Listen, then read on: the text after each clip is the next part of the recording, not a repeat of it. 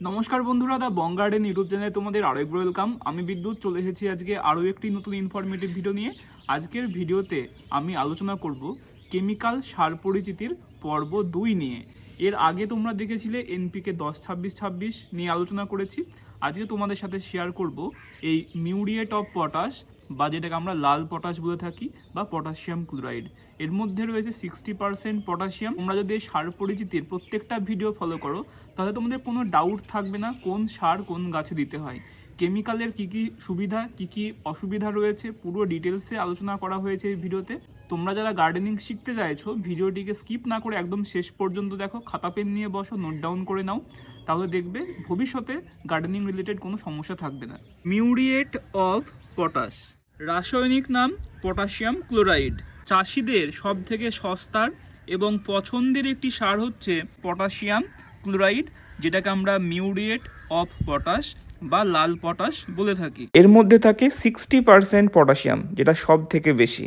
এটার কাজ ফুল এবং ফলের আকার বাড়ানো, ফুলের রং এবং ফুলের স্থায়িত্বকেও বাড়ায়, গাছকে করে শক্ত এবং রোগ প্রতিরোধ ক্ষমতা গাছের বাড়ায়। পটাশিয়াম মাটিতে থাকলে গাছ খরা এবং শীত খুব সহজেই সহ্য করে নেয়।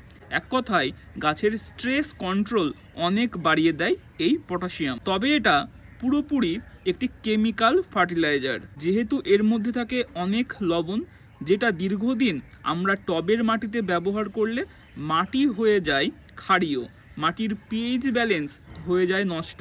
এর বিকল্প হিসাবে আমরা সালফেট অফ পটাশ বা বায়ো পটাশ ব্যবহার করতে পারি, যেটা অনেকটাই বেশি নিরাপদ। এই লাল পটাশ গাছের ফ্লাওয়ারিং স্টেজে ব্যবহার করতে পারি। যেগুলো সিজনাল ফুলের গাছ, সেই সকল গাছগুলো আমাদের ছাদ বাগানে 3 মাসের বেশি থাকে না, সেই সকল গাছে আমরা নির্দ্বিধায় ফ্লাওয়ারিং স্টেজে যৎসামান্য লাল পটাশ ব্যবহার করতে পারি। তাহলে এই রকম বড় ফুলের সাইজ হবে এবং ফুলগুলোর কালারও হবে খুবই উজ্জ্বল এবং সুন্দর। সামান্য লাল পটাশ নিয়েছি, 8 ইঞ্চির একটি পটে রয়েছে, হাফ চামচের থেকেও কম। টবের মাটিতে এইভাবে পাশ দিয়ে আমাদের দিতে হবে একদম কিনারা বরাবর। ফুল শুরুর আগে যদি আমরা দিই তাহলে ফুলের সাইজ ভালো হবে, এবং একবার ফুল হয়ে যাওয়ার পরে এই ফুলগুলো কেটে দিয়ে আবারও আমরা এই খাবার মাটিতে প্রয়োগ করতে পারি। একই নিয়ম, জাস্ট কিনারা বরাবর আমাদের এরকম করে দিতে হবে। প্রতি 15 দিনের গ্যাপে একবার করে প্রয়োগ করতে পারি।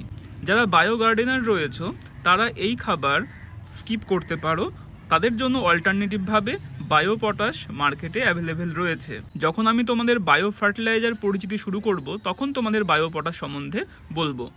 আমরা জেনে নেব এই লাল পটাশের ডোজ কতটা। যদি 8 ইঞ্চির পটে থাকে হাফ চামচের থেকেও কম তোমরা পরিমাণ নেবে। 10 থেকে 12 ইঞ্চির পট হলে তোমরা এই লাল পটাশ হাফ চামচ পর্যন্ত নেবে। যদি 14 থেকে 16 ইঞ্চির পট হয় সেক্ষেত্রে তোমরা 1 চামচ পর্যন্ত এই লাল পটাশ টবের মাটিতে ব্যবহার করতে পারো। এর মধ্যে রয়েছে ক্লোরাইড মানে লবণ। আমরা যদি বারবার প্রয়োগ করি তাহলে শিকড়ের ক্ষতি হতে পারে। কেমিক্যাল সমৃদ্ধ বেশ কিছু নাইট্রোজেন ঘটিত সার রয়েছে, তার সাথে আমরা যদি লাল পটাশ মিশিয়ে দিই সেক্ষেত্রে টবের মাটি খুব তাড়াতাড়ি খারাপ হয়ে যায়। এই ব্যাপারটা তোমরা কিন্তু খেয়াল রাখবে। বিশেষ করে যারা ইউরিয়া ব্যবহার করো তারা কিন্তু ইউরিয়া এবং পটাশ একসাথে টবের মাটিতে প্রয়োগ করবে না। চাষি বন্ধুরা করতেই পারে, কিন্তু আমরা যেহেতু ছাদ বাগানি, আমরা কিন্তু ছাদ বাগানকে ভালো রাখতে বেশি কেমিক্যাল সার প্রয়োগ করা থেকে বিরত থাকবো। চলো আমরা জানবো কখন এই লাল পটাশ গাছে একদম দেওয়া যাবে না। এই যে গাছটি তোমরা দেখতে পাচ্ছ, এটা বোগেনভিলিয়ার ডাল থেকে করা একটি চারা, ছোট চারা মানে কাটিং থেকে তৈরি করা একটি বোগেনভিলিয়ার চারা। এইরকম গাছে আমরা এই মিউরিয়েট অফ পটাশ প্রয়োগ করব না, যেহেতু এর এখন ভেজিটেটিভ গ্রোথের সময়। আমরা যদি গাছের গ্রোথের সময় লাল পটাশ প্রয়োগ করি তাহলে এই গাছের গ্রোথ ভালো হবে না, গ্রোথ হয়ে যাবে স্লো। এই সময় গাছটির প্রয়োজন হচ্ছে নাইট্রোজেন। আমরা কখনোই গাছের এই স্টেজে পটাশিয়াম প্রয়োগ করব না। দেখবে বেশ কিছু গাছ থাকে অনেক দিন বসিয়েছ, গাছের কোনো গ্রোথ নেই, তার সাথে মাটি সবসময় স্যাঁতসেঁতে এবং ভেজা থাকে, শিকড় হালকা পচা শুরু হয়েছে, পাতা অল্প বিস্তর এরকমভাবে শুকিয়ে যায় বা পুড়ে যায়। সেই রকম স্টেজে আমরা পটাশিয়াম কিন্তু প্রয়োগ করব না। অলরেডি যদি রুট বার্ন হয়ে থাকে তারপরে যদি আমরা সেই গাছে পটাশিয়াম প্রয়োগ করি তাহলে আরও বেশি সমস্যা আসবে। যদি রুটে ফাঙ্গাস গ্রো করে থাকে তারপরেও যদি আমরা পটাশিয়াম দিই তাহলে সেটা আরও তাড়াতাড়ি গাছটিকে খারাপ করে দেবে। আগে গাছের ট্রিটমেন্ট করে গাছকে সুস্থ করতে হবে। মাটি থেকে গাছ ঠিকঠাক জল গ্রহণ করছে কিনা সেটা আমাদের পর্যবেক্ষণ করতে হবে। যদি ঠিকঠাক করে তখন আমরা চাইলে পটাশিয়াম দিতে পারি।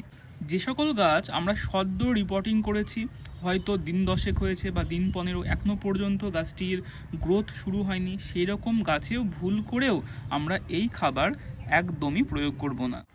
বেশ কিছু ছাদ বাগানে গাছ আছে যেগুলোতে এই পটাশিয়াম ক্লোরাইড এটা কিন্তু একদমই প্রয়োগ করা যায় না। তাদের মধ্যে একটি গাছ হচ্ছে এই স্ট্রবেরি প্ল্যান্ট। স্ট্রবেরি প্ল্যান্টে আমরা এই লাল পটাশ দেব না। তাছাড়াও বেশ কিছু গাছ ছাদ বাগানে আমরা করে থাকি, যেমন হচ্ছে আঙুর, এছাড়াও অর্কিড এবং কিছু ইনডোর প্ল্যান্টস আছে, সেগুলোতে আমরা এই এমওপি প্রয়োগ করব না।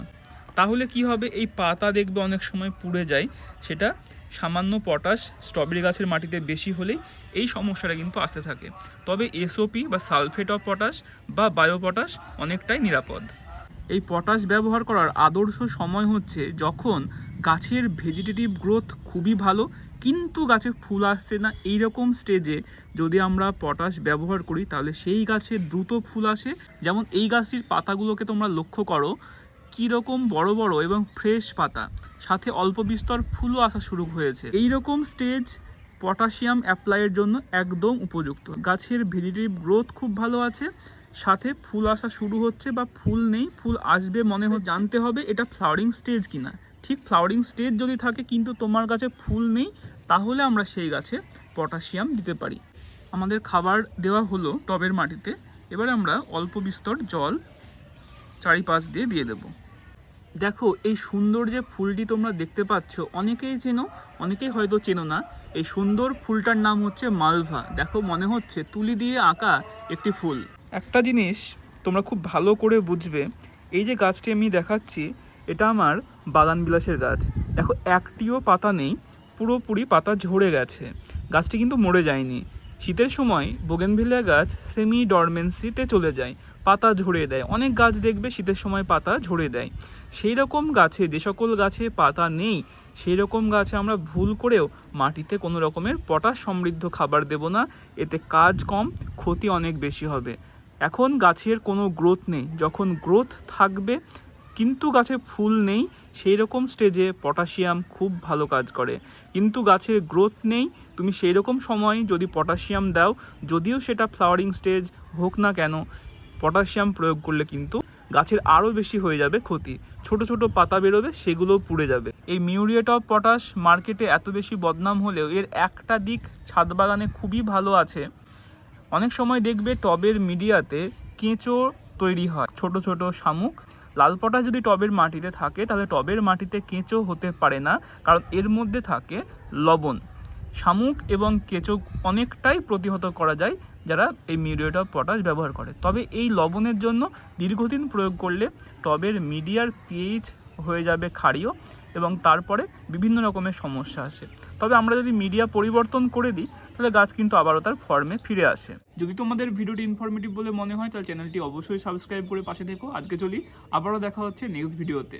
এই ভিডিওগুলো তোমরা অনেক পরে দেখবে, হয়তো আমি অনেক আগে করে রাখছি। আমি পরপর ভিডিওগুলোকে স্টেপ বাই স্টেপ আপলোড করতে থাকবো। পরের ভিডিওতে আমরা জানবো ডিএপি বা ডাই অ্যামোনিয়াম ফসফেট কীরকমভাবে মাটিতে প্রয়োগ করতে হয়।